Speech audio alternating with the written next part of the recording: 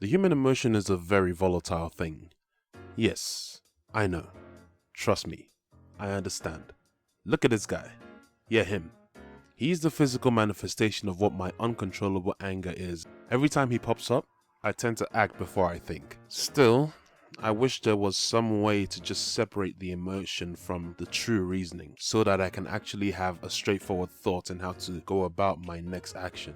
Hey guys, my name is Charles and today we're going to be talking about logic. As always, please be sure to subscribe, turn on notifications if you want to see more content. Thank you once again for your support. Now, I'm not going to pretend as if I know philosophy or I'm some sort of scholar in the topic of logic. However, what I'm trying to do is to relate logic to how we should be thinking as human beings. Which brings us to our character of focus, Spock from Star Trek. This character and his race have the ability to separate their emotions from their rational thinking.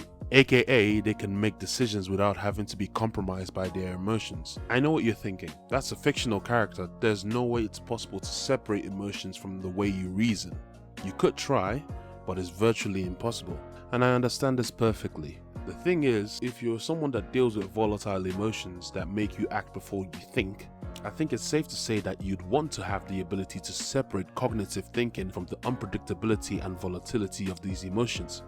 Chai! Bars, man, bars. I feel that strongly because I have been in positions that, looking back on it now, I should have thought logically before acting. Do you want to know what's mad about emotions versus logical reasoning? All emotions you feel are tempting, whether they are positive or negative emotions. When something pisses you off, you want to feel that emotion. You want to feel that rage. When you're frustrated, you want to feel that. It's the same when you're happy, sad, confused, scared or worried. It's a sign that you are human. You're supposed to feel these things. They are the things that make up you as a person. The problem now is that the negative emotions tend to be a little bit more tempting than the positive ones. Don't shake your head. You know I'm right. Still don't believe me? Well, let's paint a scenario.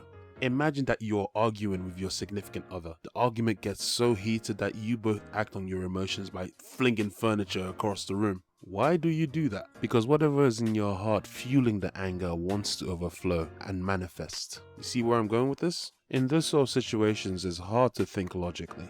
When you're under pressure from your emotions, it's really hard to separate that emotion from logical reasoning. And that's why we act on our emotions more often than thinking rationally. So what is the point of me talking about all this? In times like these, the pandemic, the lockdown, it's easy to get lost in your emotions. It's easy to act without thinking. We are caged in without any information, without anything to give us hope for a better time.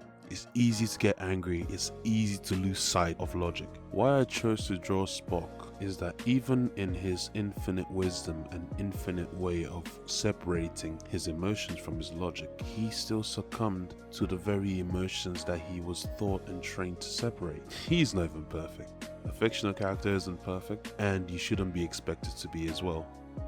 I hope that you enjoyed this video, and like and subscribe once again, and I'll see you in the next one. Bye.